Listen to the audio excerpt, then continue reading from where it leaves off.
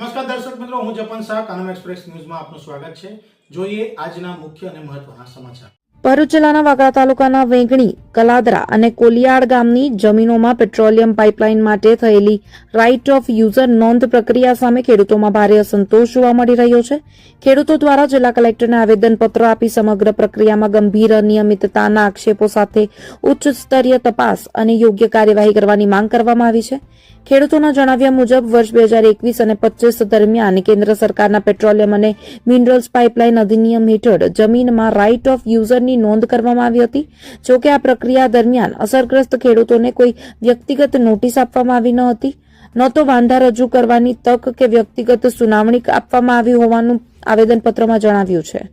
આવેદનમાં વધુમાં દાવો કરવામાં આવ્યો છે કે હજુ સુધી જમીન પર કોઈ પાઇપલાઇન પણ બિછાવવામાં આવી નથી, છતાં જમીનના 7/12 ઉતારમાં રાઇટ ઓફ યુઝરની નોંધ કરવામાં આવતા સમગ્ર પ્રક્રિયા પર ગંભીર સવાલ ઉભા થયા છે.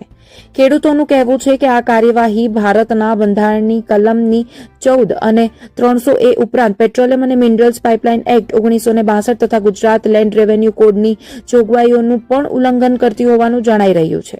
આવેદનપત્રમાં ખેડૂતો દ્વારા સમગ્ર પ્રક્રિયાની ઉચ્ચસ્તરીય તપાસ, તમામ નોટિસો અને દસ્તાવેજોની પ્રામાણિકતા નકલ ઉપલબ્ધ કરાવવા, વ્યક્તિગત સુનાવણીઓ અવસર આપવા તેમજ તપાસ પૂર્ણ થયા ત્યાં સુધી નોંધના આધારે કોઈપણ પ્રકારની કાર્યવાહી સ્થગિત કરવાની માંગ કરી હતી.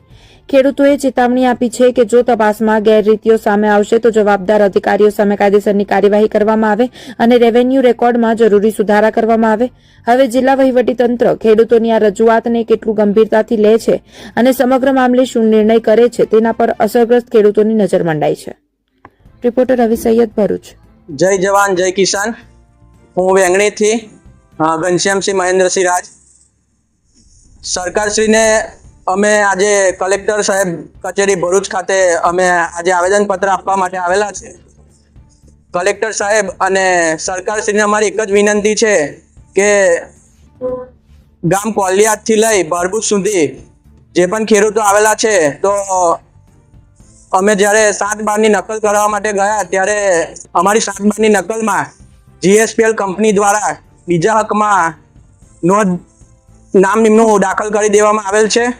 તો અમને ખેડૂતોને જાણ થતાં અમારા ખેડૂતો સાથે કોઈ પણ જાતની ચર્ચા નથી કરી, કોઈ પણ જાતનું વળતર અંગે અમને જાણ નથી કરી કે અમને કોઈ પણ જાતની નોટિસ પાઠવવામાં આવેલી નથી અને એ લોકોએ એમનો બીજા હકમાં નોંધ કરી દીધેલ છે.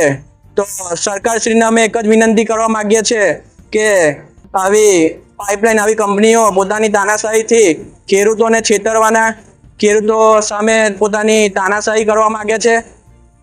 જે તમે જોઈ શકો છો કે ખેડૂતને કોઈ પણ જાણ નથી. આજે અમે તો ખેતી કરીએ છીએ, હમણાં ચોમાસામાં ખેતી બંધ રહેવાથી અમે જ્યારે નકલ કરાવી ત્યારે અમને જાણ થઈ કે 2025માં એ લોકોએ પોતાની બીજા હકમાં નોંધ પાડી દીધેલ છે અને જ્યારે એ લોકો તરફથી અમને કોઈ પણ જાતની જાણ કરવા માટે આવેલ નથી. પણ જો એ લોકો પોતાની તાનાશાહી કરવા માંગશે તો અમે બધા ખેડૂતો ગાંધીજી માર્ગે એ લોકોનો વિરોધ કરીશું અને પાઇપલાઇનનું કામ બંધ રખાવીશું.